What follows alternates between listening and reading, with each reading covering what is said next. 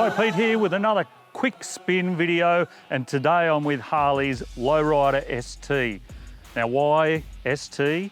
What's the difference between the ST and the S? Of course there's this fairing which can keep the elements at bay, and you've got these bags on the back. They come standard.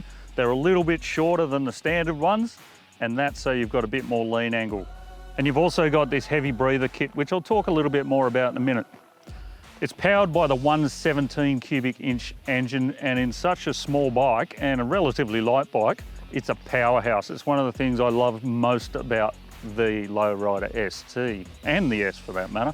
I know everyone loves the Breakout, but this is by far my favorite, and I'll tell you why. It doesn't have a crazy big 240 rear tire on it, so it actually handles. Add to that upside down forks, twin disc front brakes. It stops, it turns, does what it needs to do. It's a true power cruiser, and I love it. And if I could buy a Harley, if I could afford it, definitely the Low Rider ST would be in my shed. Now, as much as I love the Low Rider S and the Low Rider ST, there's a couple of things that don't really suit me. And remember that I'm 6'1", so this could change for people who are a little bit shorter.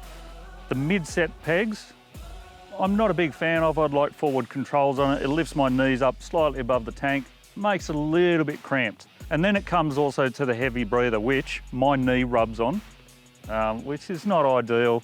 You get used to it, you adjust your leg position, but if you're not paying attention, it can give you a bit of a whack on bumpy roads. So to back you up while you're out having a play, of course, there's ABS, there's traction control, which is switchable as well. You can get rid of it to have a bit of fun.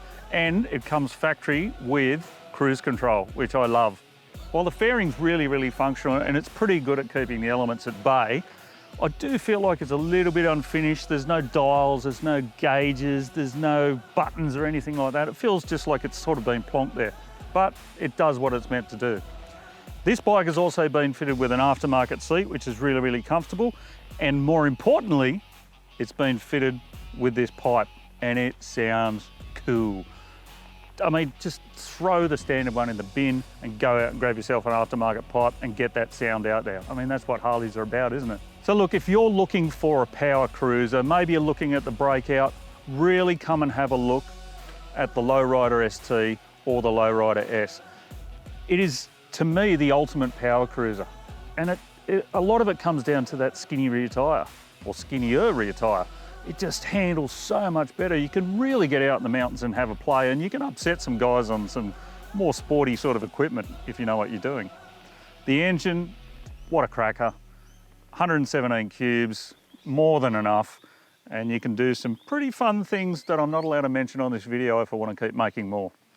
So if you're after a power cruiser, really, really have a look at these guys, because they're worth looking at.